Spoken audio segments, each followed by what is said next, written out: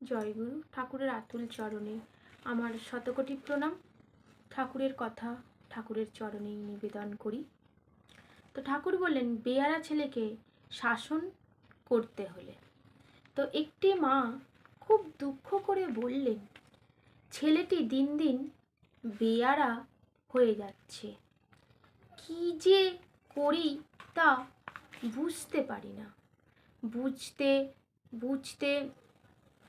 বুঝলেও বোঝে না, শাসন করলেও ফল হয় না।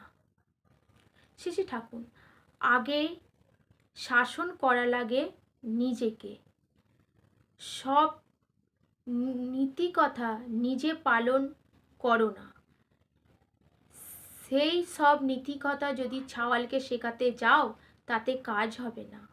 তোমার চলন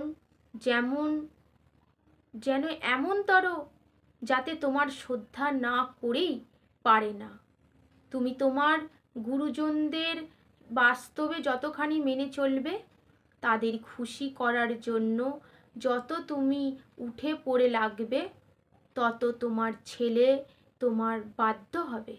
এমনতর অবস্থার সৃষ্টি করা চাই যাতে তোমার মুখখানি কালো দেখলে তোমার ছেলে দুনিয়া অন্ধকার দেখবে, তবে ছেলের মানুষ করতে পারবে। আর ছেলেকে যদি যেসব সদ্গুরুর আয়ত্ত করা চাও, আগে সেগুলো তোমাকে নিজেকে আয়ত্ত করাতে হবে। শুনি রসুলের কাছে একটি মা তার ছেলেকে নিয়ে একদিন বললেন, আমার ছেলে বড় মিষ্টি খায়, তো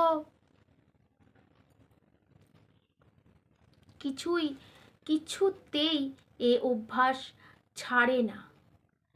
তো আমি গরিব মানুষ, আমার খুব কষ্ট হয়। আপনি একে একটু উপদেশ দিয়ে দেন যাতে এ মিষ্টি খাওয়া ছেড়ে দেয়। রসুল বললেন, 1 মাস পরে নিয়ে এসো।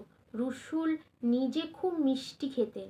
তিনি সেই দিন থেকে তার মিষ্টি খাওয়ার অভ্যাস ত্যাগ করলেন এবং পুরো 1 মাস মিষ্টি না খেয়ে মিষ্টি খাবার লোভ পুরোপুরি জয় করলেন।